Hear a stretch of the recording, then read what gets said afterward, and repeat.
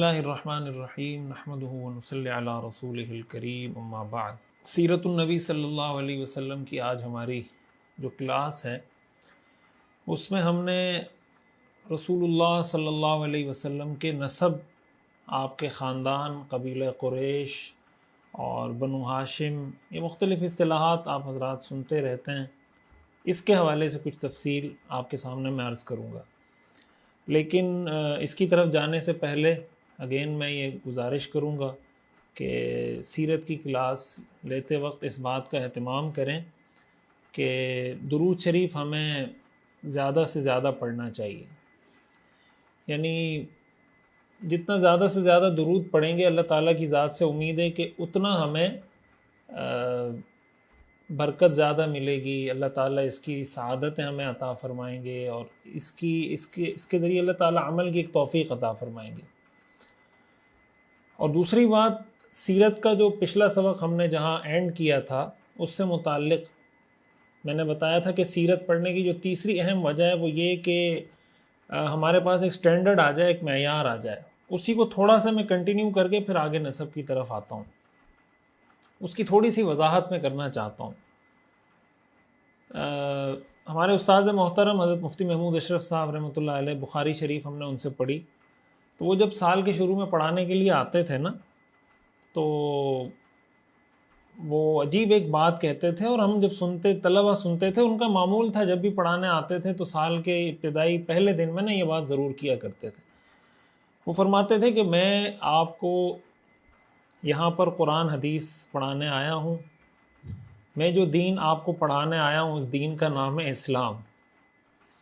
اور پھر فرماتے تھے کہ جتنے لوگ بیٹھے ہوتے تھے نا پڑھنے والے، جو اسٹوڈنٹس طلبہ بیٹھے ہوئے ہوتے تھے، تو پھر فرماتے تھے کہ بھائی آپ یہاں پہ 450 لوگ بیٹھے ہوئے ہیں، یہ 450 مولوی نہیں ہیں، یہ 450 مذاہب ہیں۔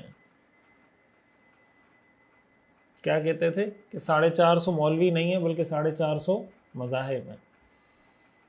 پھر فرماتے تھے بھائی آپ کا الگ مذہب ہے، آپ کا الگ مذہب ہے، آپ کا الگ مذہب ہے، آپ کا الگ ہے، آپ کا الگ ہے، آپ کا الگ ہے، سب کا الگ الگ مذہب ہے۔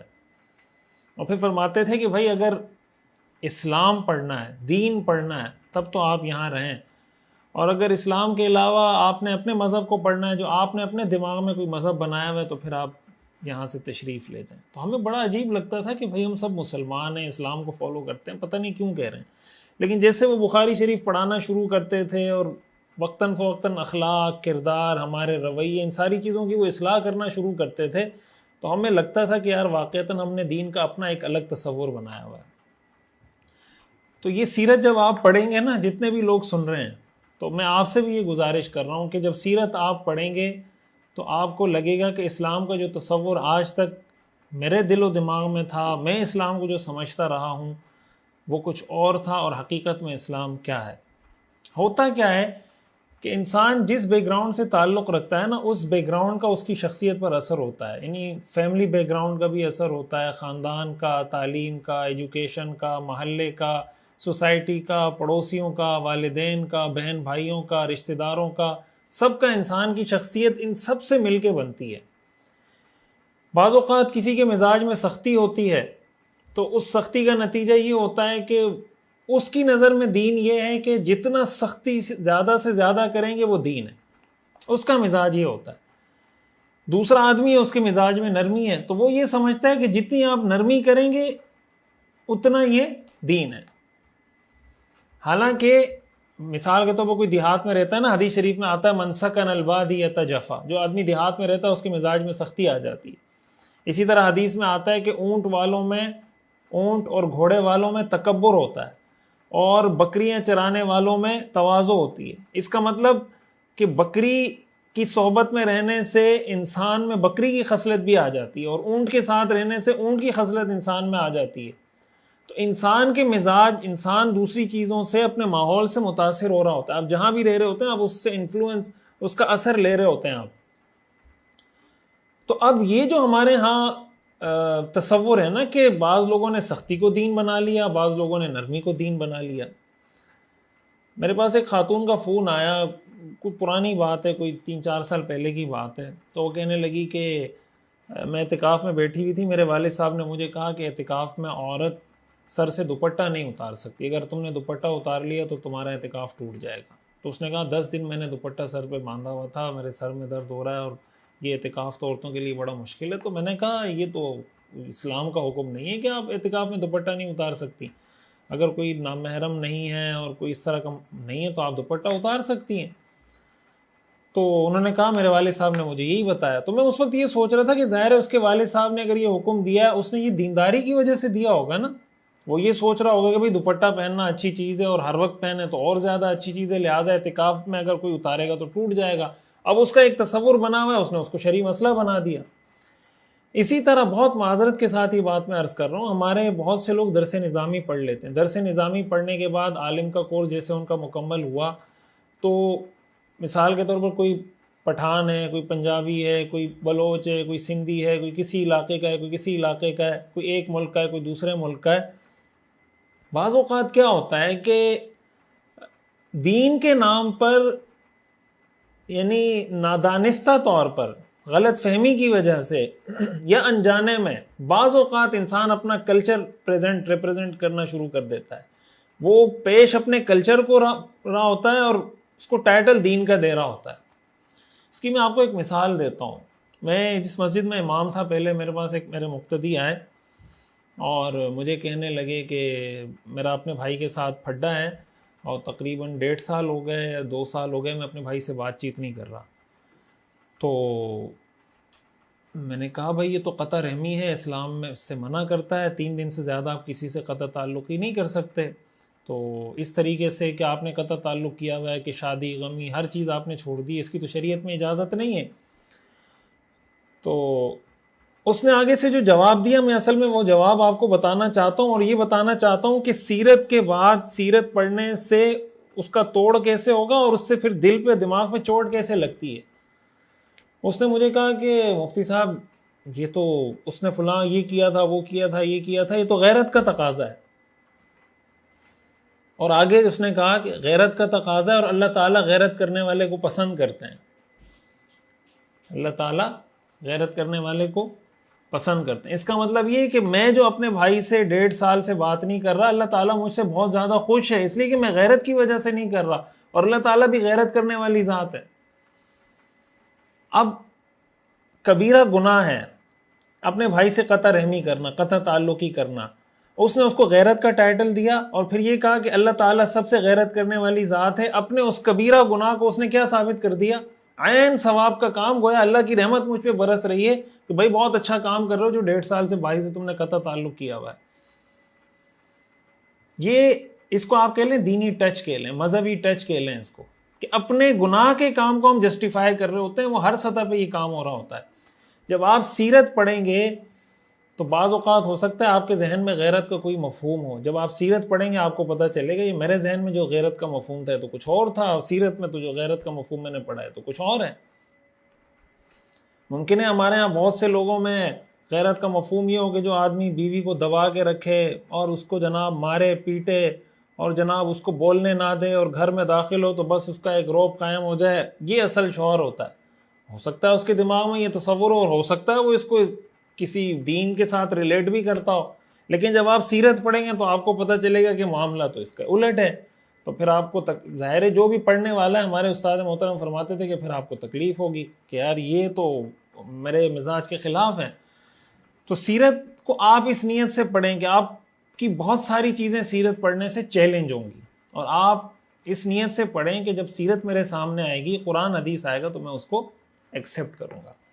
اب آتے ہیں ہم اپنے آج کے موضوع کی طرف۔ رسول اللہ صلی اللہ علیہ وسلم کا نسب سب سے پہلے، ایک آپ کا نسب ہے آپ کے والد کی طرف سے، ایک آپ کا نسب ہے آپ کی والدہ کی طرف سے۔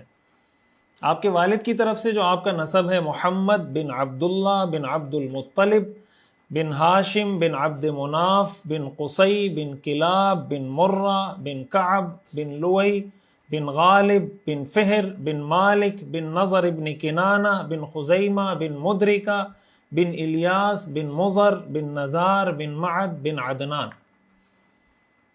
صلی اللہ علیہ وسلم۔ یہ 21 جنریشنز کا ذکر ہے، 21 پشتوں کا ذکر ہے، 21، یعنی رسول اللہ صلی اللہ علیہ وسلم کو ملا کر یہ کل 21 جنریشنز ہیں جس کا اس نسب میں ذکر ہے. یہ نسب آپ کے سامنے یہاں پیچھے لکھا ہوا ہے، بورڈ پر میں نے لکھا ہے، پورا آپ کے سامنے شو ہو رہا ہے. رسول اللہ صلی اللہ علیہ وسلم کی والدہ کا جو نسب ہے، یعنی آپ کا جو والدہ کی طرف سے نسب ہے، وہ یہاں آپ کو نظر آ رہا ہے. آمنہ بنت وہب بن عبد مناف بن زہرہ بن کلاب. یہ دیکھیں کلاب کا جو لفظ ہے نا، اس کو میں نے یہاں بھی بلو کلر سے لکھا ہوا ہے اور یہاں پر بھی بلو کلر سے لکھا ہوا ہے میں نے. تو حضرت آمنہ کا نسب، رسول اللہ صلی اللہ علیہ وسلم کی والدہ کا نسب اور آپ کے والد سے جو آپ کا نسب ہے، 5ویں پشت میں جا کے یہ مل جاتا ہے. یعنی یہاں سے بن کلاب سے آگے یہی نسب ہے، جو یہاں بن کلاب سے آگے نسب ہے وہی یہاں سے. تو 5ویں پشت میں حضرت آمنہ کا نسب اور حضرت عبداللہ کا نسب جا کے مل جاتا ہے، آگے نسب سیم ہے. رسول اللہ صلی اللہ علیہ وسلم کا یہ جو نسب ہے عدنان تک، یہ عدنان آپ کے سامنے لکھا ہوا ہے. 21ویں پشت میں حضور علیہ الصلوۃ والسلام کے دادا ہیں عدنان، اور انہی کی وجہ سے حضور علیہ الصلوۃ والسلام کو عدنانی کہا جاتا ہے. عدنانی، حضور علیہ الصلوۃ والسلام کے کچھ القابات ہیں. آپ کو عدنانی بھی کہتے ہیں، آپ کو ہاشمی بھی کہتے ہیں، آپ کو جناب قریشی بھی کہتے ہیں. ٹھیک ہے، عدنانی، قریشی، عدنانی، ہاشمی. تو عدنانی جو آپ کو کہا جاتا ہے، وہ دادا جو ہیں آپ کے عدنان، ان کی وجہ سے عدنانی کہا جاتا ہے. جو آپ کو ہاشمی کہا جاتا ہے، وہ آپ کے دادا ہیں ہاشم، یعنی محمد بن عبداللہ بن عبد المطلب بن ہاشم. ان ہاشم کی وجہ سے آپ کو کہا جاتا ہے ہاشمی. اور قریش آپ کا قبیلہ ہے، قریش آپ کا قبیلہ ہے جس کی وجہ سے آپ کو قریشی کہا جاتا ہے. آپ علیہ الصلوۃ والسلام کا جو قبیلہ ہے قریش، اس کو قریش کیوں کہا جاتا ہے اور کون سے آپ کے جد امجد ہیں جہاں سے قریش کا یہ قبیلہ شروع ہوتا ہے؟ اس کے اندر مورخین کے مختلف اقوال ہیں. میں نے 3 اقوال کو یہاں آپ کے سامنے بورڈ پہ آپ سمجھیں ایک طرح سے ہائی لائٹ کیا ہوا ہے. یہ اگر آپ دیکھیں نا، گرین کلر میں جو میں نے لکھا ہوا ہے قصی، یہ آپ کو نظر آ رہا ہوگا، فہر اور نظر بن کنانہ. تو بعض لوگ کہتے ہیں کہ جو قصی ہیں ان کو قریش کہا جاتا ہے، ان کو قریش کہا جاتا ہے، لہٰذا قصی کی جو اولاد ہے آگے جتنی، یہ سارے قریشی کہلاتے ہیں. اور قصی کو قریش اس لیے کہتے ہیں کہ قریش، یہ قرش ان سے نکلا ہے، قرش کے معنی جمع کرنے کے ہوتے ہیں. قصی نے یہ کام کیا تھا کہ عرب کے جتنے قبائل تھے سب ادھر ادھر پھیلے ہوئے تھے، کوئی یہاں رہ رہا تھا، کوئی دوسرے ملک میں، کوئی اس ملک میں.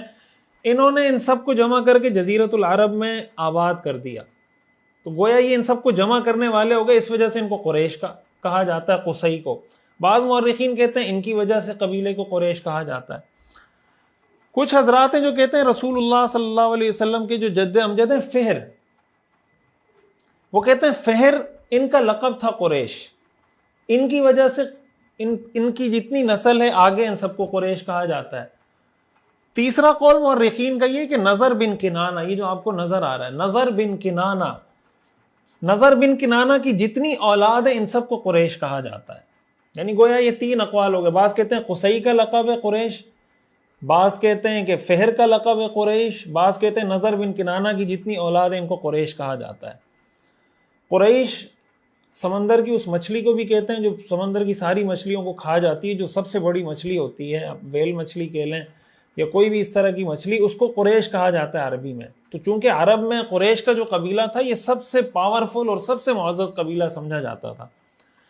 یہی وجہ ہے کہ بعض مورخین نے لکھا ہے کہ قریش کو قریش اس وجہ سے بھی کہتے تھے. بہرحال رسول اللہ صلی اللہ علیہ وسلم کا نسب جب بھی سیرت بیان کی جاتی ہے نا، تو سب سے پہلے رسول اللہ صلی اللہ علیہ وسلم کا نسب بیان کیا جاتا ہے. اور یہ بات آپ سب کو پتہ ہونی چاہیے کہ رسول اللہ صلی اللہ علیہ وسلم عرب کے سب سے معزز قبیلے سے تعلق رکھتے تھے، سب سے معزز خاندان، عرب نہیں پوری دنیا میں سب سے معزز قبیلہ، سب سے معزز خاندان وہ رسول اللہ صلی اللہ علیہ وسلم کا خاندان ہے. اور انبیاء کے لیے اللہ تعالی ہمیشہ بہترین خاندان کا انتخاب کرتے ہیں. اچھا اس کی طرف میں آتا ہوں، لیکن اس سے پہلے میں تھوڑی سی بات عدنان کے حوالے سے، جو میں نے یہاں آپ کے سامنے رسول اللہ صلی اللہ علیہ وسلم کی جد امجد کا ذکر کیا.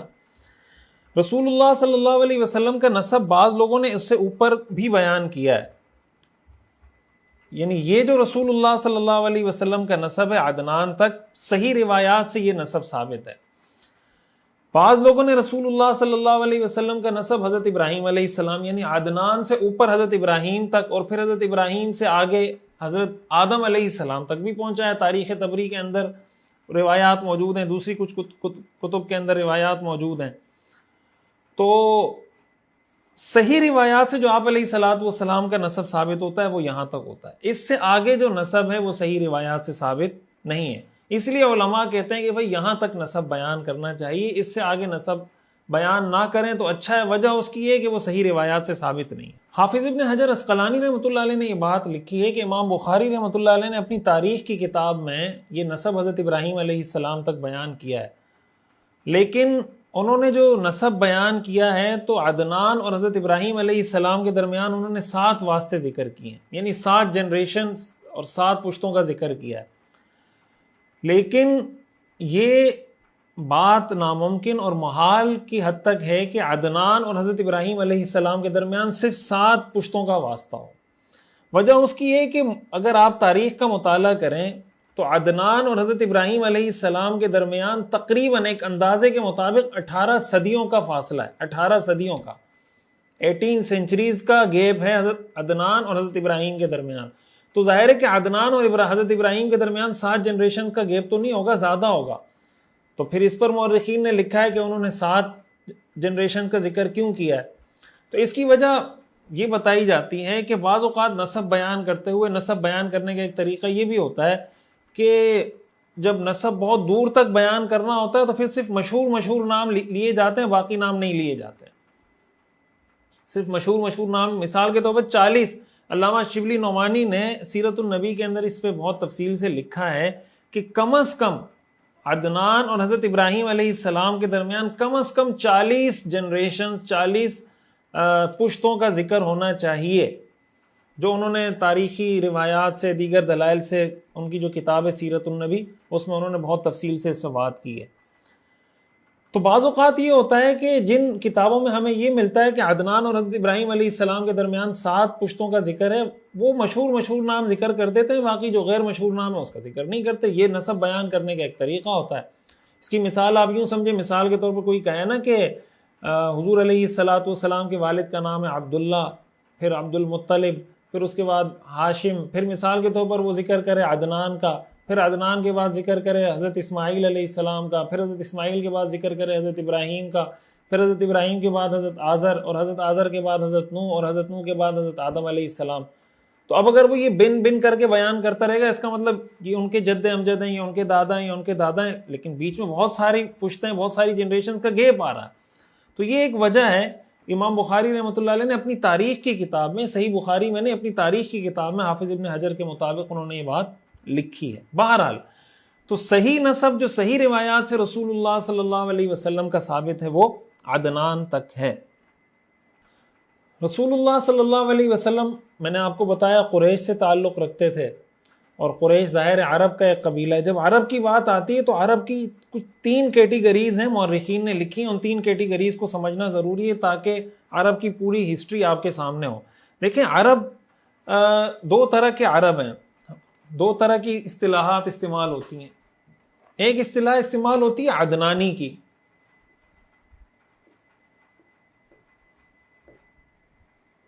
عدنانی. ایک اصطلاح استعمال ہوتی ہے قحطانی. عدنانی اور قحطانی. قحطانی کی نسبت قحطان کی طرف ہے، عدنانی کی نسبت عدنان کی طرف ہے. اور عرب کی 3 قسمیں ہیں، 3 قسمیں ہیں عرب کی جو مورخین نے لکھی. ایک کو کہا جاتا ہے عرب عاربہ،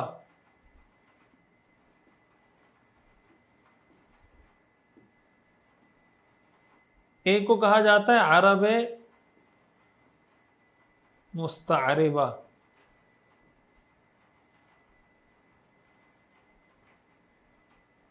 ایک کو کہا جاتا ہے عرب بائدہ۔ یہ جو عرب بائدہ ہے، ڈیفنکس عرب ان کو کہا جاتا ہے، یہ وہ عرب کہلاتے ہیں جو بہت پہلے، جیسے قوم سمود، قوم عاد، ان لوگوں کو عرب بائدہ کہا جاتا ہے جو ختم ہو گیا۔ بائدہ کا مطلب ختم ہو گیا۔ دوسری کیٹیگری آتی ہے عرب عاربہ کی۔ عرب عاربہ کو آپ انگلش میں یا انگریزی میں عربز کہہ سکتے ہیں، جن کو ہم عرب کہتے ہیں۔ یہ عرب وہ ہیں جن کو قحطانی کہا جاتا ہے۔ یہ عرب عاربہ قحطانی کہلاتے ہیں۔ اور یہ جو عدنانی ہیں ان کو عرب مستعربہ کہتے ہیں۔ عرب مستعربہ کا مطلب ہوتا ہے عربائزڈ عرب۔ عربائزڈ عرب کا مطلب جو بعد میں عرب بنے۔ دیکھیں یہ مسئلہ بھی تاریخ میں ڈسکس کیا جاتا ہے جب سیرت کی بات آتی ہے حضرت اسماعیل علیہ السلام کے بارے میں، کہ سب سے پہلے فصیح عربی بولنے والے اسماعیل ہیں۔ لیکن حافظ ابن حجر رحمۃ اللہ علیہ نے اس پر یہ بات لکھی ہے کہ حضرت اسماعیل علیہ السلام سے پہلے بھی عربی بولنے والے لوگ موجود تھے۔ خود حضرت اسماعیل علیہ السلام نے عربی ان سے سیکھی، اس لیے کہ حضرت ابراہیم علیہ السلام کی زبان تو عربی نہیں تھی، ان کی زبان یا سریانی تھی یا کلدانی تھی، جو تاریخ میں لکھا ہے۔ حضرت ابراہیم علیہ السلام تو اصل عراق میں تھے، عراق سے یہاں پہ تشریف لائے تھے بیت اللہ کی تعمیر کے لیے۔ تو حضرت اسماعیل علیہ السلام نے عربی سیکھی۔ یہ جو روایت میں آتا ہے کہ سب سے پہلے فصیح عربی بولنے والے اسماعیل ہیں، اس کا مطلب یہ کہ سب سے پہلے فصیح عربی حضرت اسماعیل علیہ السلام نے بولی ہے، لیکن ان سے پہلے بھی عربی بولی جاتی تھی۔ یہی وجہ ہے کہ عرب یعنی جو قحطانی عرب ہیں وہ ضروری نہیں کہ حضرت اسماعیل علیہ السلام کی اولاد میں ہوں، لیکن جو عدنانی عرب ہیں وہ حضرت اسماعیل علیہ السلام کی اولاد میں سے ہیں۔ پھر جو روایات میں یہ آتا ہے کہ حضرت اسماعیل علیہ السلام سب سے پہلے فصیح عربی بولنے والے ہیں، اس کے دو مطلب ہیں۔ ایک مطلب تو یہ ہو سکتا ہے کہ حضرت ابراہیم علیہ السلام کے بیٹوں میں سب سے پہلے فصیح عربی بولنے والے حضرت اسماعیل ہیں، اور دوسرا مطلب یہ کہ فصیح عربی سب سے پہلے حضرت اسماعیل علیہ السلام نے بولی۔ اس سے پہلے عربی بولی جاتی تھی، لیکن اس طرح کی فصیح زبان نہیں بولی جاتی تھی جس طرح کی فصیح زبان حضرت اسماعیل علیہ السلام نے بولی، اور پھر ان کے بعد ان کی پشتوں میں یہ ساری۔ تو رسول اللہ صلی اللہ علیہ وسلم ظاہر حضرت اسماعیل علیہ السلام کی اولاد میں ہیں، آپ عدنانی ہیں، اور عدنانی ہونے کی وجہ سے میں نے آپ کو بتایا کہ عدنان حضرت اسماعیل علیہ السلام کی اولاد میں سے ہیں، اس وجہ سے آپ علیہ الصلاۃ والسلام کو عدنانی کہا جاتا ہے۔ اچھا، اب دوسری بات سمجھنے کی یہ ہے کہ عدنان رسول اللہ صلی اللہ علیہ وسلم کے جو جد امجد ہیں، جو آپ کے دادا ہیں، جد امجد دادا کو کہتے ہیں، جد عربی میں دادا کو کہتے ہیں، امجد کا مطلب بزرگوار، جس کو ہم کہتے ہیں نا دادا بزرگوار، تو جد امجد کا یہ مطلب ہوتا ہے۔ حضرت عدنان، اس بات پر مورخین کا، سیرت نگاروں کا اتفاق ہے کہ حضرت عدنان یہ حضرت ابراہیم اور حضرت اسماعیل علیہ السلام کی اولاد میں سے، یعنی حضرت ابراہیم کے جو بیٹے ہیں حضرت اسماعیل، ان کی اولاد میں ہے عدنان۔ اس پر تمام مورخین کا اتفاق ہے، یعنی عدنان سے اوپر کی ساری پشتوں کا ذکر تو صحیح اسناد میں موجود نہیں، لیکن یہ صحیح سند کے اندر موجود ہے کہ عدنان حضرت اسماعیل علیہ السلام کی نسل میں سے ہیں، ان کی ذریت میں سے ہیں۔ اور اس پر بہت ساری دلیلیں، بہت ساری احادیث اس کے بارے میں موجود ہیں جس سے یہ پتہ چلتا ہے۔ یہ وضاحت میں اس لیے کر رہا ہوں کہ ہمارے ہاں بہت سے کبھی ایسے لوگ بھی یوٹیوب پہ آنا شروع ہو جاتے ہیں جو یہ کہتے ہیں کہ ہم حضور علیہ الصلاۃ والسلام بنو اسماعیل میں سے نہیں ہیں، وہ حضرت اسماعیل کی اولاد نہیں ہے، وہ بنو اسرائیل میں سے ہیں۔ یعنی جیسے بنی اسرائیل کے انبیاء تھے، حضرت موسیٰ علیہ السلام، حضرت عیسیٰ علیہ السلام، وہ حضور علیہ الصلاۃ والسلام کو بھی بنی اسرائیل کے اندر لے کر آ رہے ہوتے ہیں۔ اور دلیل کیا دیتے ہیں؟ وہ کہتے ہیں ہم سب بنی اسرائیل ہیں، کیوں قرآن میں آئے یا بنی اسرائیل۔ بھائی یا بنی اسرائیل قرآن میں آیا تو قرآن میں تو یا ایھا الکافرون بھی آیا ہے، قرآن میں تو یا ایھا الناس بھی آیا، یا ایھا الذین آمنوا بھی آیا، یا ایھا الذین کفروا بھی آیا، یا ایھا النبی بھی آیا، یا ایھا الرسول بھی آیا۔ تو قرآن میں اگر یا بنی اسرائیل آیا، اس کا یہ مطلب تو نہیں کہ قرآن ہمیں خطاب کر رہا ہے کہ تم بنی اسرائیل ہو۔ اب یا ایھا الکافرون کا بھی پھر یہ مطلب ہونا چاہیے، یا ایھا الذین کفروا کا مطلب بھی یہ ہونا چاہیے۔ تو یہ بہت ستی باتیں، ان غلطیوں میں انسان اسی وقت پڑتا ہے جب وہ حدیث کا انکار کرتا ہے یا حدیث سے آنکھیں چراتا ہے اور کہتا ہے نہیں بس قرآن سے ہی میں نے سب کچھ نکالنا ہے، تو پھر اس طرح کی غلطیوں کا شکار ہوتا ہے۔ اس حوالے سے میں آپ کے سامنے ایک دو حدیثیں ذکر کر دیتا ہوں۔ صحیح مسلم کی ایک حدیث ہے، رسول اللہ صلی اللہ علیہ وسلم نے ارشاد فرمایا ان اللہ اصطفى کنانۃ من ولد اسماعیل واصطفى قریشا من کنانہ واصطفى من قریش بنی ہاشم واصطفانی من بنی ہاشم، کہ اللہ تعالیٰ نے اسماعیل کی اولاد سے کنانہ کا انتخاب کیا. یہ جو آپ کے سامنے کنانہ ہے، نظر بن کنانہ، اللہ تعالیٰ نے اسماعیل کی اولاد میں سے کنانہ کا انتخاب کیا، پھر کنانہ سے قریش کا انتخاب کیا، پھر قریش سے بنو ہاشم کا انتخاب کیا، اور پھر بنو ہاشم سے میرا انتخاب کیا. تو آغاز آپ نے کہاں سے کیا؟ آغاز آپ نے اس سے کیا کہ اللہ تعالیٰ نے اسماعیل کی اولاد سے کنانہ، کنانہ کی اولاد سے آپ نے قریش، قریش سے بنو ہاشم، بنو ہاشم سے میرا انتخاب کیا. تو اس صحیح حدیث سے یہ بات ثابت ہو جاتی ہے کہ رسول اللہ صلی اللہ علیہ وسلم حضرت اسماعیل علیہ السلام کی اولاد میں ہیں، حضرت اسحاق علیہ السلام کی اولاد میں نہیں ہے. اب میں آتا ہوں اس بات کی طرف جو میں نے آپ کو بتایا کہ رسول اللہ صلی اللہ علیہ وسلم کا جو خاندان تھا، جس کو ہم قبیلہ قریش کہتے ہیں، یہ عرب کا سب سے معزز خاندان تھا. عرب کا نہیں، پوری دنیا کا سب سے معزز خاندان تھا. اسی لیے اللہ تعالیٰ نے اپنے پیغمبر کو اس خاندان میں مبعوث کیا، اس خاندان میں پیدا کیا. انبیاء کے بارے میں ایک اصول یہ یاد رکھیں کہ انبیاء کرام علیہم السلام کو اللہ تعالیٰ اپنی قوم کے سب سے معزز خاندان میں پیدا کرتے ہیں. ابو سفیان جب مسلمان نہیں ہوئے تھے، صحیح بخاری کی ایک روایت ہے، تو وہ جیسے عرب کے لوگ تجارتی سفر کیا کرتے تھے نا، شام کا سفر بھی کرتے تھے، یمن کا سفر بھی کرتے تھے، تو اسی طرح تجارتی قافلے کے ساتھ ابو سفیان گئے ہوئے تھے شام کی طرف. شام اس وقت روم کی حکومت میں آتا تھا، رومن امپائر میں آتا تھا وہ، تو ہرقل ان کا بادشاہ تھا. ان کو پتہ چلا رسول اللہ صلی اللہ علیہ وسلم نے جب خطوط لکھے نا صلح حدیبیہ کے موقع پر، دنیا کے سارے مختلف بڑے بڑے بادشاہوں کو خطوط لکھے، تو روم کے بادشاہ کو بھی خط لکھا. تو جب خط ان کو پہنچا، انہوں نے لوگوں کو کہا کہ بھائی یہ جس علاقے سے یہ خط آیا، کیا اس علاقے کا کوئی بندہ، اس شخص، ان کے قبیلے کا کوئی بندہ یہاں پہ موجود ہے؟ انہوں نے تلاش کیا تو انہوں نے بتایا جی ابو سفیان ان کے قبیلے کے ہیں، قریشی ہیں، وہ یہاں تجارتی قافلے کے ساتھ آئے ہوئے ہیں. تو ہرقل نے اس کو طلب کیا اپنے دربار میں کہ ان کو حاضر کیا جائے یہاں پہ. جب ابو سفیان اس وقت مسلمان نہیں تھے، حضرت ابو سفیان، تو آئے اور ہرقل نے ان سے کچھ سوالات کیے. ایک سوال انہوں نے، اچھا وہ کہتے ہیں کہ حضرت ابو سفیان کہتے ہیں انہوں نے مجھے اپنے سامنے بٹھایا اور میری قوم کے جتنے لوگ تھے ان کو میرے پیچھے بٹھا دیا، اور ان کو یہ کہا کہ اگر یہ کوئی بات جھوٹ بولے تو تم پیچھے سے مجھے اشارے سے بتا دینا کہ یہ جھوٹ بول رہا ہے. تو ابو سفیان کہتے ہیں کہ میں بیٹھا، انہوں نے مجھ سے ایک ترجمان کو بٹھایا ٹرانسلیشن کے لیے تاکہ وہ ٹرانسلیٹ کرتا رہے. اس نے مجھ سے ایک سوال یہ کیا، کیف نسبہ فیکم، کہ بھائی ان کا نسب کیسا ہے، یعنی وہ کس نسب سے، کس خاندان سے تعلق رکھتے ہیں. ابو سفیان کہتے ہیں میں نے کہا ہوا فینا ذو نسب، وہ تو بہت بڑے خاندان سے تعلق رکھتے ہیں. اس طرح کافی سارے سوالات کرتے رہے. جب سارے سوالات کے جوابات دے دیے، پھر ہرقل نے ایک ایک جواب جو انہوں نے دیا تھا اس کے مطابق اس پہ ریئیکشن دیتے رہے یا رسپونڈ کرتے رہے. انہوں نے کہا کہ سألتو، میں نے آپ سے ان کے نسب کے بارے میں پوچھا تو آپ نے کہا کہ وہ بہت بڑے خاندان کے ہیں. تو آگے کہنے لگے وَكَذَلِكَ الرُّسُلُ تُبْعَثُ فِي قَوْمٍ، کہ رسولوں کو ایسے ہی اپنے قوم کے معزز اور بڑے خاندان اور بڑے نسب میں بھیجا جاتا ہے.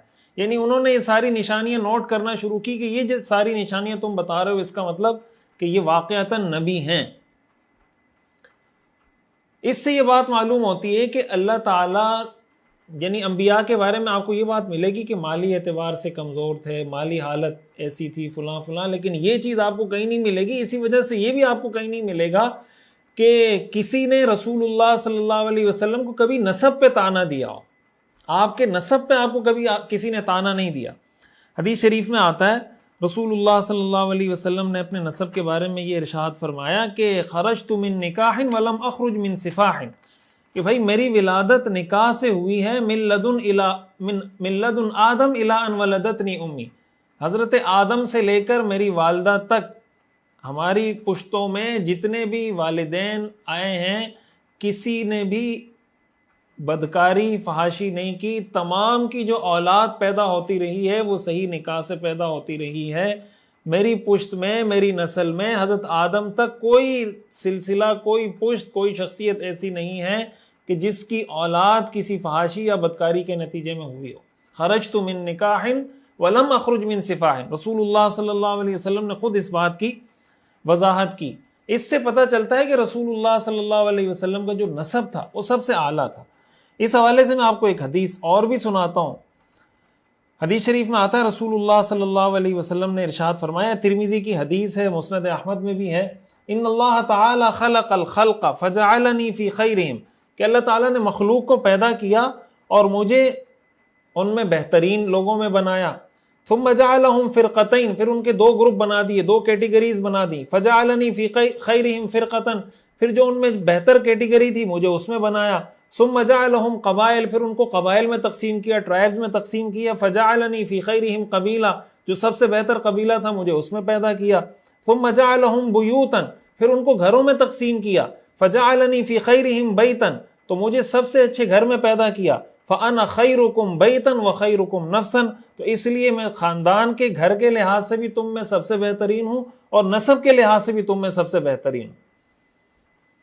اس سے کیا معلوم ہوتا ہے کہ رسول اللہ صلی اللہ علیہ وسلم نے ایک یونٹ سے, ایک اکائی سے لے کر آخر تک سب بتا دیا کہ اللہ تعالیٰ نے مخلوق کا جب انتخاب کیا, ان کو دو کیٹیگریز میں بنایا, تو مخلوق کی جو دو کیٹیگریز بنائی تھی, بہتر اور غیر بہتر, تو مجھے بہتر والے میں بنایا.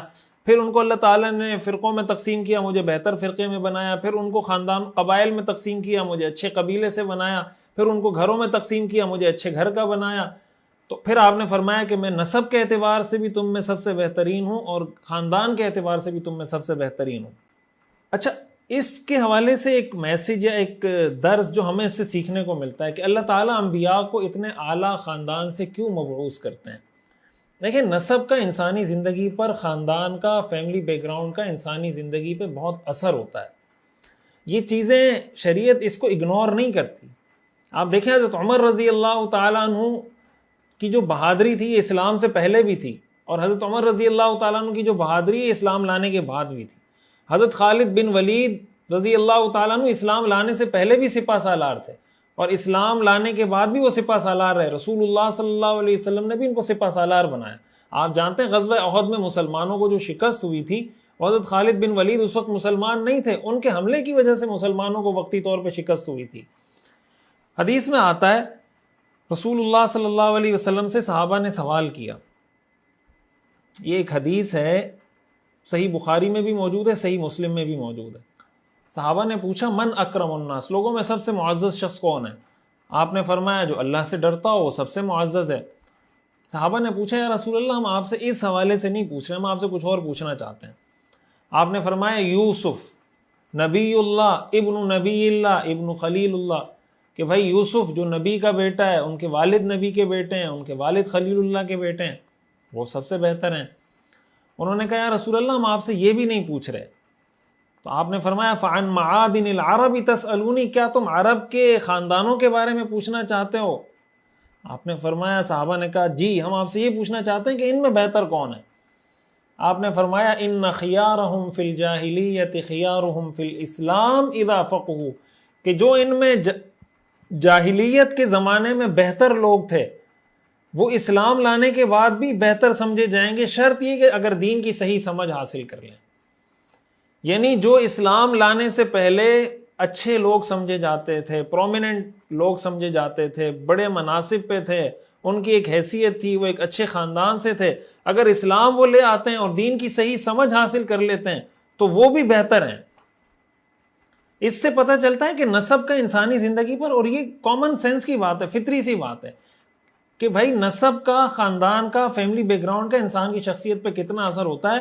تو شریعت اس کو ڈینائی نہیں کرتی. شریعت دین فطرت ہے, دین اسلام دین فطرت ہے.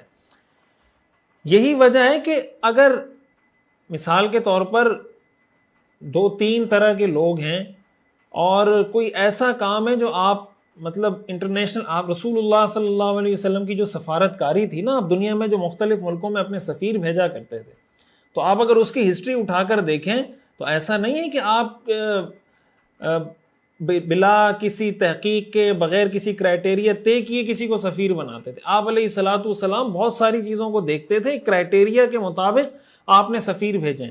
یہی وجہ ہے کہ آپ دیکھیں گے کہ رسول اللہ صلی اللہ علیہ وسلم نے بادشاہوں کے سامنے جن سفیروں کو بھیجا ہے وہ ساری اچھی پرسنالٹی اور اچھی شخصیت رکھتے تھے، ان کو آپ نے سفیر بنا کے بھیجا ہے کہ اس کا سامنے والے کی نفسیات پر، اس کی سائیکالوجی پر اس کا ایک امپیکٹ ہوتا ہے کہ بھئی اس کی اچھی پرسنالٹی ہے، یہ کسی دین کو ریپریزنٹ کر رہا ہے۔ تو اس لیے شریعت ان چیزوں کو بالکل اگنور نہیں کرتی۔ یہی وجہ ہے کہ بعض اوقات یہ ہوتا ہے نا کہ کسی اچھی پوزیشن پہ بیٹھنے والا ایک شخص معاشرے پر اتنا امپیکٹ کریٹ کر رہا ہوتا ہے کہ جو ایک عام پوزیشن پہ بیٹھے ہوئے ہزار لوگ بھی کریٹ نہیں کر سکتے۔ تو ہمیں یہ کوشش کرنی چاہیے، یہ بھی ہمارا ایک ذمہ ہے، ایک کام ہے کرنے کا، خصوصاً ہمارے وہ مسلمان بھائی جو کسی ایسی اچھی پوزیشن پر ہیں، کسی اچھے خاندان سے تعلق رکھتے ہیں، اچھی پرسنالٹی رکھتے ہیں، اچھی شخصیت رکھتے ہیں، ان کو چاہیے کہ اپنے اس خاندان کا جو آپ کو اللہ نے ایک وقار دیا ہے، آپ کی اللہ نے جو پرسنالٹی بنائی ہے، آپ کو اللہ تعالیٰ نے ایک شخصیت دی ہے، ایک حیثیت، ایک عزت، ایک منصب، ایک عہدہ دیا ہے، کوشش کریں کہ اپنی اس شخصیت، اس پرسنالٹی، اس خاندان، اس نسب کو دین کے کام کے لیے استعمال کریں، تاکہ آپ کی اس شخصیت، اس خاندان، اس نسب، اس عہدے کی وجہ سے لوگ دین کے قریب آئیں۔ یہ نہ ہو کہ مسلمان اچھی شخصیت، اچھے خاندان، اچھی پرسنالٹی، اچھے عہدے کے بعد حرکتیں اس کی ایسی ہوں کہ لوگ اس کو دیکھ کے دین سے متنفر ہوں۔ یہ چیز حضور نے فرمایا خیارہم فی الجاہلیہ خیارہم فی الاسلام اذا فقہوا، اگر وہ دین کی صحیح سمجھ حاصل کر لیں وہ دین کے بہت کام آ سکتے ہیں۔ اسی سے جڑی ہوئی ایک بات میں ضمناً عرض کر دیتا ہوں، نسب کی بات آئی ہے تو میں نسب کے بارے میں کہ بھائی نسب کیا قیامت کے دن فائدہ دے گا؟ 3 باتیں یاد رکھیں۔ پہلی بات یہ کہ کافر کو قیامت کے دن اس کا نسب فائدہ نہیں دے گا۔ قرآن کریم میں اللہ تعالیٰ نے ارشاد فرمایا فَإِذَا نُفِخَ فِي الصُّورِ فَلَا أَنْسَابَ بَيْنَهُمْ يَوْمَئِذٍ وَلَا يَتَسَاءَلُونَ، کہ جب سور پھونکا جائے گا تو پھر کوئی نسب کام نہیں آئے گا، کافر کو اس کا نسب کام نہیں دے گا۔ حدیث شریف میں آتا ہے مَن بَطَّأَ بِهِ عَمَلُهُ لَمْ يُسْرِعْ بِهِ نَسَبُهُ، جس کا عمل اس کو پیچھے کر دے اس کا نسب اس کو آگے نہیں کر سکتا۔ یعنی یہ جو میں نے ساری بات تفصیل ذکر کی، اس کا مطلب یہ نہیں کہ کسی آدمی کا صرف نسب ہے دین پہ عمل نہیں کرتا، یہ شرط ہے اذا فقہوا، اگر وہ دین کی صحیح سمجھ حاصل کر کے عمل کرے تو ظاہر ہے کہ وہ اور بہتر ہو جائے گا۔ پہلی بات تو یہ کہ کافر کو اس کا نسب چاہے وہ کسی ولی کا بیٹا ہو، کسی نبی کا بیٹا ہو، کسی پیغمبر کا بیٹا ہو، کسی شیخ کا بیٹا ہو، لہٰذا حضرت نوح علیہ السلام کے بیٹے کا ذکر اللہ تعالیٰ نے قرآن میں کیا ہے۔ حضرت نوح علیہ السلام کے بیٹے کو حضرت نوح علیہ السلام کوئی فائدہ نہیں پہنچا سکے۔ حضرت ابراہیم علیہ السلام کے والد مشرک تھے، وہ اپنے والد کے لیے دعا کر رہے تھے، اللہ نے دعا کرنے سے منع کر دیا کہ اپنے مشرک والد کے لیے دعا نہیں کر سکتے۔ تو نسب کافر کے کام نہیں آ سکتا۔ دوسری بات کہ اگر کوئی مسلمان ہے، مسلمان کا نسب مسلمان کے کام آئے گا تو قیامت کے دن اس کا ذکر قرآن میں ہمیں ملتا ہے، یعنی والدین اگر کسی کے نیک ہیں تو ان کی اولاد کو ان کا نسب کام آئے گا۔ قرآن کریم میں اللہ تعالیٰ نے ارشاد فرمایا والذین آمنوا واتبعتهم ذریتهم بایمان الحقنا بهم ذریتهم وما التناهم من عملهم من شیء، سورۃ الطور کی آیت نمبر 21 ہے کہ جو لوگ ایمان لے آئے اور ان کی اولاد نے بھی ایمان کے معاملے میں ان کی پیروی کی تو ان کی اولاد کو بھی ہم ان کے ساتھ شامل کر دیں گے اور ان کے والدین کے عمل میں کسی بھی قسم کی کمی نہیں کریں گے۔ اس آیت سے ہمیں معلوم ہوتا ہے کہ مسلمان، کسی کے والدین اگر مسلمان ہیں اور نیک لوگ ہیں تو قیامت کے دن ان نیک والدین کی وجہ سے اپنی اولاد کو وہ، یعنی اللہ تعالیٰ ان کے والدین کی نیکی کی وجہ سے اولاد کو بھی ان کے نسب کا کچھ نہ کچھ فائدہ ہوگا۔ لیکن اس کا یہ مطلب نہیں کہ اگر کسی کا والد نیک آدمی ہے تو وہ یہ کہے کہ بس ٹھیک ہے میرے والد صاحب نیک آدمی ہیں تو مجھے کوئی نیک کام کرنے کی ضرورت نہیں ہے، اس کا یہ مطلب نہیں ہے بالکل بھی۔ ظاہر ہے کہ ہر آدمی اپنے، اسی آیت میں آگے اللہ نے فرمایا کل امرئ بما کسب رہین، کہ ہر انسان کی جان اس کی اپنی کمائی کے بدلے میں گروی رہن رکھی ہوئی ہے۔ اصل اپنی کمائی ہے، اپنا عمل ہے، لیکن کہیں کوئی تھوڑا بہت اگر کھٹ پٹ، تھوڑی بہت اگر کہیں کمی کوتاہی رہ گئی تو اس کے ذریعے اس کو میک اپ کیا جا سکتا ہے، اس کے ذریعے اس کو فل کیا جا سکتا ہے۔ اس کا ہرگز یہ مطلب نہیں۔ اور اس کی دلیل کیا ہے؟ دلیل اس کی ہے کہ رسول اللہ صلی اللہ علیہ وسلم نے ایک مرتبہ حضرت فاطمہ رضی اللہ تعالی عنہ سے فرمایا، جب قرآن کریم میں آیا نا وَأَنذِرْ عَشِيرَتَكَ الْأَقْرَبِينَ، تو آپ نے فرمایا اے قریش والو ایک بات میری غور سے سن لو، یا بنی عبد مناف لا اغنی عنکم من اللہ شیئا، میں قیامت کے دن تمہیں فائدہ نہیں پہنچا سکوں گا، یا عباس ابن عبد المطلب لا اغنی عنک من اللہ شیئا، اے عباس میں قیامت کے دن تمہیں فائدہ نہیں پہنچا سکتا. یا صفیہ، آپ کی پھوپھی تھی، آپ نے فرمایا میں آپ کو قیامت کے دن فائدہ نہیں پہنچا سکتا. یا فاطمہ بنت محمد، اے فاطمہ بنت محمد میں آپ کو قیامت کے دن فائدہ نہیں پہنچا سکتا. سلینی ما شئت من مالی، اگر میرا مال چاہیے، جو چاہیے مجھ سے ابھی سوال کر لو. لا اغنی عنک من اللہ شیئا. اب یہ جو حدیث ہے، صحیح بخاری صحیح مسلم کی حدیث ہے، اس سے پتہ چلتا ہے کہ نسب، ظاہر ہے کہ رسول اللہ صلی اللہ علیہ وسلم، اگر کوئی اچھا نسب کام آ سکتا ہے تو سب سے زیادہ جو نسب کام آئے گا وہ رسول اللہ صلی اللہ علیہ وسلم کا نسب کام آئے گا. حضرت عمر رضی اللہ تعالیٰ عنہ کے بارے میں آتا ہے نا کہ انہوں نے حضرت علی رضی اللہ تعالیٰ عنہ کی صاحبزادی حضرت ام کلثوم سے نکاح صرف اس وجہ سے کیا تھا. وہ فرماتے تھے کہ قیامت کے دن سارے نسب اور سارے رشتے ختم ہو جائیں گے. کل سبب و نسب منقطع یوم القیامت، آپ نے فرمایا الا سببی و نسبی، کہ سارے رشتے سارے نسب ختم ہو جائیں گے لیکن میرا رشتہ برقرار رہے گا. آپ نے فرمایا کیا پتہ اللہ تعالیٰ کو میرا یہ ایک عمل پسند آ جائے کہ میری بھی حضور کے ساتھ رشتہ داری ہے. یعنی اتنے نیک ہونے کے باوجود حضرت عمر رضی اللہ تعالیٰ عنہ کوئی ایسا بہانہ تلاش کر رہے ہیں کہ میری مغفرت ہو جائے.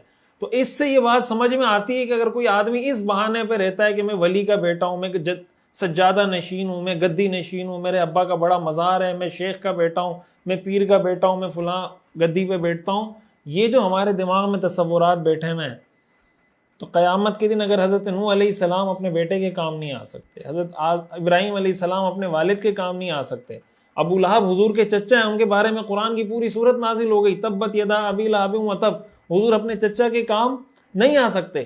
تو اس سے معلوم ہوتا ہے کہ اس پہ بھروسہ کر کے بیٹھ جانا.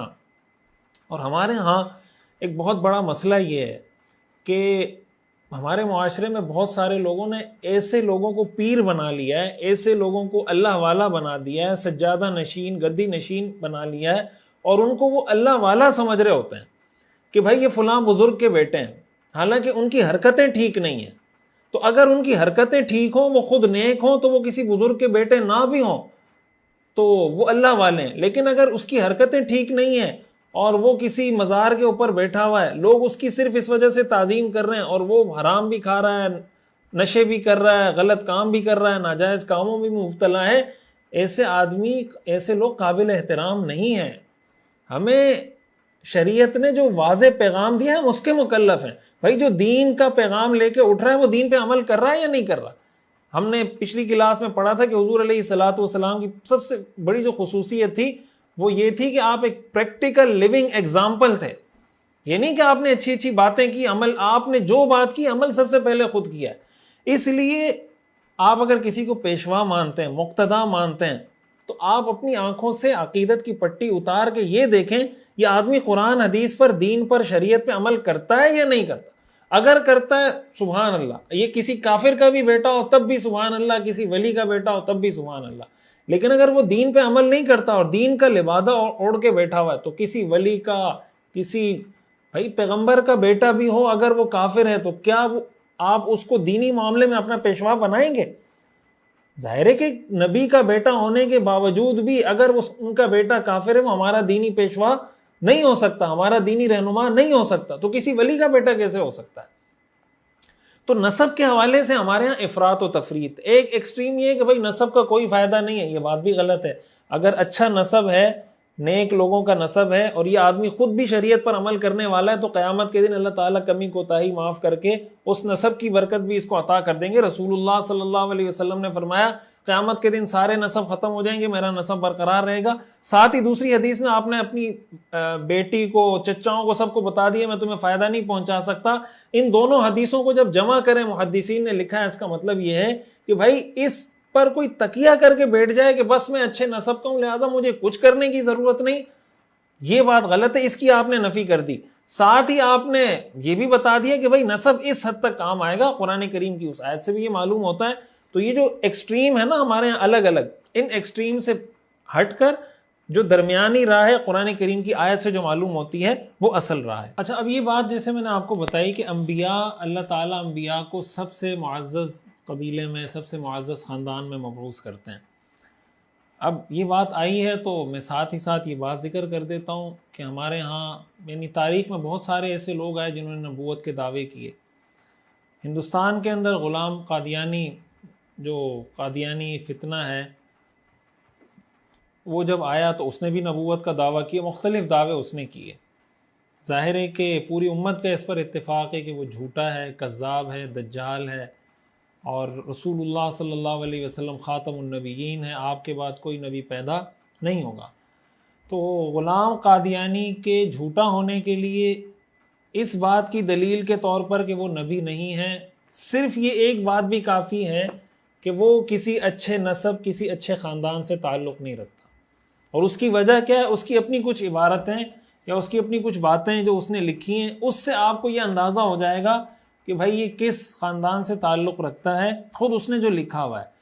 تو اس سے صرف یہ ایک بات جب ثابت ہو گئی کہ نبی ہمیشہ سب سے معزز خاندان سے ہوتا ہے، غلام قادیانی معزز خاندان سے نہیں بلکہ اس کو اپنے نسب کے بارے میں شک ہے، تو ایسا آدمی کبھی بھی نبی نہیں ہو سکتا. اس نے ایک جگہ لکھا ہے کہ میں منگولی ہوں، منگولوں سے میرا تعلق ہے. ایک جگہ اس نے لکھا ہے کہ میں فارسی ہوں. وہ حدیث جب سامنے آئی نا کہ بھائی اگر یہ علم ثریا کے پاس بھی ہوتا تو فارس کے لوگ اس کو لے آتے، حضرت سلمان فارسی کے بارے میں حضور نے فرمایا، یہ حدیث سامنے آئی تو اس نے کہا کہ میں فارسی ہوں. تو پھر اس کے بعد اس نے یہ بھی کہا ہے کہ میں اسرائیلی ہوں، اپنی کتاب میں لکھا ہے اس نے.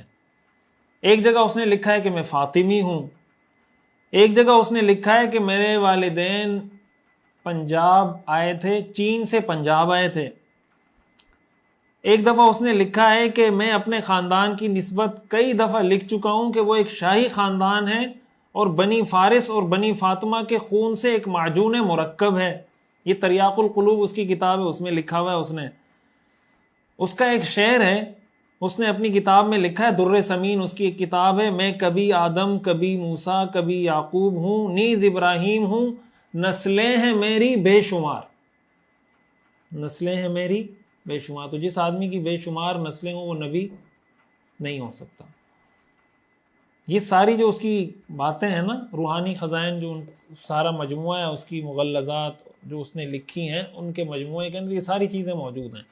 تو اس کے جھوٹا ہونے کے لیے یہی ایک بات کافی ہے کہ وہ کسی اچھے نسب سے تعلق نہیں رکھتا، بلکہ خود اس کو اپنے نسب کے بارے میں شک ہے. کبھی وہ منگولی بنتا ہے، کبھی وہ فارسی بنتا ہے، کبھی وہ اسرائیلی بنتا ہے، کبھی وہ جناب فاطمی بنتا ہے، کبھی معجون مرکب بنتا ہے، کبھی کہتا ہے نسلیں ہیں میری بے شمار. ایسا آدمی نبی نہیں ہو سکتا. یہ بات جیسے میں نے آپ کو بتائی کہ رسول اللہ صلی اللہ علیہ وسلم عرب کے سب سے معزز قبیلے سے تعلق رکھتے تھے، قریش سے تعلق رکھتے تھے. قریش کا عرب میں بہت زیادہ احترام تھا، اور ان کے احترام کی بہت ساری وجوہات تھی. ایک تو خاندانی پس منظر، دوسری بہت بڑی وجہ یہ تھی کہ وہ بیت اللہ کے خادم سمجھے جاتے تھے. بیت اللہ کی خدمت وہ لوگ کرتے تھے. علامہ عینی رحمۃ اللہ علیہ نے عمدۃ القاری میں 15 ایسی سروسز لکھی ہیں، 15 ایسی خدمات لکھی ہیں جو قریش کے لوگ بیت اللہ کی کیا کرتے تھے. بہت یعنی تفصیل میں میرے خیال سے جانے کی ضرورت نہیں، اس کا براہ راست چونکہ سیرت سے تعلق نہیں، لیکن ایک تعارف کے طور پر اس میں سقایا ہے. مثال کے طور پر سقایا کا مطلب یہ ہے کہ لوگ جو حج کرنے کے لیے آتے تھے ان کو پانی پلاتے تھے. ایک اس میں سے رفادہ ہے، رفادہ کا مطلب کہ حج کے لیے آنے والوں کو کھانا کھلانے کا انتظام کرتے تھے. اسی کے ساتھ ساتھ اس میں ندوہ ہے. ندوہ کا مطلب جیسے پارلیمنٹ ہوتی ہے، پارلیمان ہوتا ہے کہ بھائی کوئی فیصلہ ہوگا تو وہ فلاں کے گھر میں ہوگا، وہ ایک قبیلے کے سپرد ہوتا تھا. اسی طرح لواء کہ بھائی جنگ میں سپہ سالار کون ہوگا تو وہ جھنڈا وہ ایک قبیلے کے سپرد تھا. ابو سفیان، رسول اللہ صلی اللہ علیہ وسلم کی جب بعثت ہوئی تو ابو سفیان کے پاس تھا، یہ بنو امیہ کے پاس یہ خدمت تھی. سقایا کی جو خدمت تھی یہ بنو ہاشم کے پاس تھی. جب رسول اللہ صلی اللہ علیہ وسلم کی بعثت ہوئی تو حضرت عباس اس کے ذمہ دار تھے اس وقت سقایا اور رفادہ کے.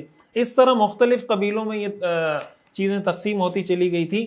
ان کے 3 بیٹے تھے، قصی کے 3 بیٹے تھے. ایک کا نام تھا عبد مناف جو یہاں پہ آپ کے سامنے ہے، حضور علیہ الصلوۃ والسلام کے داداؤں میں ان کا ذکر آتا ہے. ایک کا نام تھا عبد مناف، ایک کا نام تھا عبد الدار اور ایک کا نام تھا عبد العزیٰ.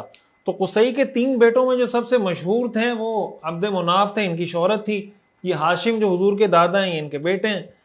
تو قصی نے چونکہ یہ خدمت ان کے پاس تھی، قصی کے پاس، انہوں نے مرتے وقت اس کی وصیت کر دی اپنے جو سب سے بڑے بیٹے تھے عبد الدار کے لیے کہ بھائی میرے پاس جتنی بیت اللہ کی سروسز خدمات ہیں میرے مرنے کے بعد یہ سب اس کے پاس جائیں گی. تو انہوں نے اپنے بیٹوں کے حوالے کی. تو بعد میں ان کے جو پوتے کہلیں، ان کے درمیان آپس میں اختلاف ہو گیا کہ بھائی یہ ساری خدمتیں آپ کیوں کریں گے؟ ظاہر قصی کے بیٹے عبد الدار بھی ہیں، عبد مناف بھی ہیں، عبد العزیٰ بھی ہیں، تو سب میں یہ کام تقسیم ہونے چاہیے. تو پھر یہ کام تقسیم کیے گئے. تو جو بنو ہاشم تھے، ہاشم، ان کے پاس سقایا اور رفادہ یعنی پانی پلانا اور کھانا کھلانے والی خدمت آئی، اور پھر ان سے یہ عبد المطلب، اور اس طرح پھر عبد المطلب کے بیٹے حضرت عباس، ان کی طرف جا کے یہ منتقل ہوئی. اسی طرح مختلف خدمات مختلف قبیلوں کے پاس تھی جو یہ لوگ سروسز لوگوں کو فراہم کرتے تھے، ان لوگوں کو جو بیت اللہ میں حج کے لیے آتے تھے، عبادت کے لیے آتے تھے. اسی میں سے ایک عمارت کی خدمت تھی، بیت اللہ کی تعمیر. قرآن کریم میں اس کا اللہ تعالیٰ نے ذکر کیا، اجعلتم سقایۃ الحاج وعمارۃ المسجد الحرام کمن آمن باللہ والیوم الآخر وجاہد فی سبیل اللہ لا یستوون عند اللہ. سورہ توبہ میں اللہ نے اس کا ذکر کیا کہ کیا تم یہ سمجھتے ہو کہ حاجیوں کو پانی پلانا اور مسجد حرام کی تعمیر کرنا، یہ عمل اس عمل کے برابر ہو سکتا ہے کمن آمن باللہ والیوم الآخر، جو اللہ پر ایمان لائے، آخرت پر ایمان لائے اور جہاد کرے؟ لا یستوون، اللہ فرماتے ہیں یہ لوگ برابر نہیں ہو سکتے. حضرت عباس رضی اللہ تعالیٰ عنہ جب غزوہ بدر کے موقع پر گرفتار ہو کر آئے تو انہوں نے صحابہ کو کہا کہ کیا ہوا اگر تم نے اسلام ہم سے پہلے قبول کر لیا؟ ہم تو بیت اللہ کے خادم ہیں، ہم بیت اللہ کی خدمت میں تم سے آگے ہیں، تو اگر تم نے اسلام قبول کر لیا، ہم نے بیت اللہ کی خدمت تم سے پہلے، بہت پہلے تم سے کی ہے. تو قرآن کریم کی آیت اس پر نازل ہوئی کہ بھائی بیت اللہ کی خدمت اگر کوئی غیر مسلم کرتا ہے تو وہ اس مسلمان کے برابر نہیں ہو سکتا جو مسلمان ہو اور اس کے بعد کوئی نیک عمل کرے اور جہاد کرے. اس سے ہمیں کیا معلوم ہوتا ہے کہ بھائی نیک کام جتنے بھی کیے جائیں وہ اس وقت ایکسیپٹیبل ہیں، اس وقت قابل قبول ہیں جب ایمان ہو. اگر ایمان نہیں ہے تو اللہ کی بارگاہ میں کوئی نیک عمل قبول نہیں ہے.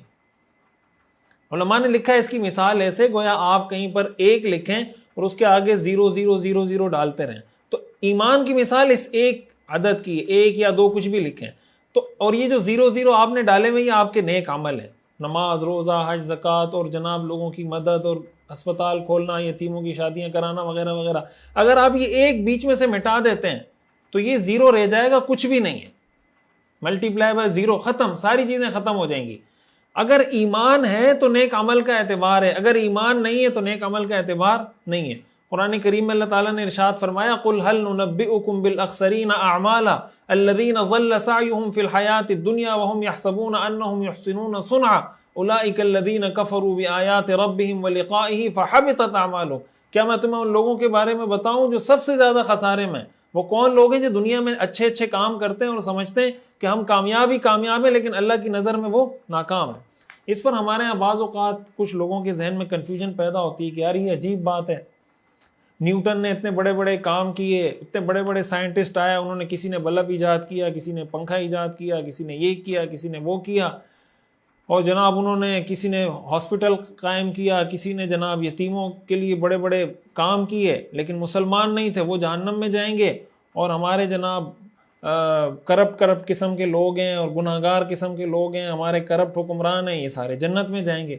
پہلی بات تو یہ کہ یہ جو آدمی زندہ ہے نا اس کے بارے میں ہمیں نہیں پتا کون، ہمیں اپنے بارے میں بھی نہیں پتا. بس اللہ سے دعا کرنی چاہیے کہ اللہ تعالیٰ ہم سب کا خاتمہ ایمان پر فرمائے، اللہ تعالیٰ میں جنت میں داخل فرمائے. تو جو زندہ ہے اس کے بارے میں تو ہمیں نہیں پتا کہ کس کا خاتمہ ایمان پر ہونا ہے، کس کا نہیں ہونا. لیکن اگر کسی کا خاتمہ کفر پر ہوا ہے تو وہ ایک نہیں 1000 ہاسپٹل بھی بنا چکا ہو، یہ ہاسپٹل قیامت کے دن اس کے کام نہیں آ سکتے. کیوں کام نہیں آ سکتے؟ اس لیے کام نہیں آ سکتے کہ یہ جنت اللہ کی بنائی ہوئی ہے، یہ جنت اللہ کی بنائی ہوئی ہے. جو آدمی اللہ کو نہیں مانتا اور پھر اللہ سے ڈیمانڈ کر رہا ہے کہ اللہ میں تیری جنت میں آنا چاہتا ہوں، تو بھائی اگر اللہ کی جنت میں آنا چاہتا ہے تو اللہ کی بات ماننا. تو جو آدمی اللہ کو نہیں مانتا اس کا مطلب اس کو اللہ کی جنت کی پرواہ نہیں ہے. لیکن جو باہر بیٹھے ہوئے لوگ ہیں ان کو پرواہ ہے کہ بھائی یہ جنت میں کیوں نہیں جا رہا. اس کو خود نہیں چاہیے جنت، اس لیے اگر اس کو خود چاہیے ہوتی تو وہ اللہ کو مانتا، اللہ کی مانتا. وہ اللہ کو نہیں مانتا. جب وہ اللہ کو نہیں مانتا تو اللہ کی جنت کا کیا کرنا ہے اس نے؟ بھائی آپ کو اگر کسی آدمی سے کوئی کام کروانا ہے، آپ نے مجھ سے کوئی کام لینا ہے اور آپ مجھے برا بلا کہیں، میری کوئی بات نہیں مانیں، کچھ نہ کریں، اور کام آپ نے مجھ سے نکلوانا ہے، تو کیسے نکلوائیں گے مجھ سے کام؟ یا تو آپ کہیں مجھے آپ سے کوئی کام نہیں نکلوانا. جو اللہ کو نہیں مانتا وہ یہی کہتا ہے کہ مجھے اللہ کی جنت نہیں چاہیے. تو جب اس کو نہیں چاہیے تو بھائی جو باہر بیٹھے ہوئے لوگ ہیں ان کو کیا مسئلہ ہے؟ تو بات یہ ہے کہ جنت اللہ تعالیٰ نے دینی ہے، اللہ تعالیٰ کی بنائی ہوئی ہے، اللہ تعالیٰ نے اس کے پروٹوکولز بتا دیے کس کو جنت ملے گی، کس کو جہنم ملے گی۔ تو اگر کسی نے جنت میں جانا ہے، اللہ تعالیٰ کی مانے، اللہ تعالیٰ کو اللہ معبود مانے، واحد مانے، اللہ کے ساتھ کسی کو شریک نہ کرے، اپنا عقیدہ ٹھیک کرے، اللہ تعالیٰ اس کو جنت میں داخل فرمائیں گے انشاءاللہ۔ لیکن اگر وہ اللہ کو نہیں مانتا تو پھر اس پر یہ اعتراض کرنا ہی بے وقوفی کی بات ہے کہ بھائی جس آدمی کو اللہ کی جنت نہیں چاہیے، وہ اللہ کی بات نہیں مانتا، یا اگر اس کو چاہیے اور اللہ سے وہ لڑ رہا ہے تو اللہ سے لڑ کے جنت کیسے حاصل کرے گا؟ تو میرے خیال سے یہ بالکل نان سینس بات ہے۔ لوگ اس کو بڑی عقل مندی کی بات سمجھ رہے ہوتے ہیں۔ ہمیں تو یہ بات سمجھ میں نہیں آتی کہ بھائی اللہ کی بنائی ہوئی جنت اس شخص کو کیوں چاہیے جو اللہ کا باغی ہے۔ جو اللہ کا باغی ہے اس کو اللہ کی جنت کی ڈیمانڈ بھی نہیں ہونی چاہیے، اور اگر اس کو اللہ کی جنت کی ڈیمانڈ ہے تو پھر اللہ تعالیٰ کے احکامات پہ اس کو عمل کرنا چاہیے۔ تو اس وجہ سے یہ جو ہمارے ہاں لوگ کنفیوز ہو رہے ہوتے ہیں کہ بھائی یہ تو عجیب سا ہو جائے گا کہ اس نے اتنی نیکیاں کی وہ جہنم میں چلا جائے گا اور اس نے نیکیاں کی، تو اسلام سب سے پہلی بنیادی شرط ہے کسی بھی نیکی کے قبول ہونے کے لیے، ایکسیپٹیبل ہونے کے لیے۔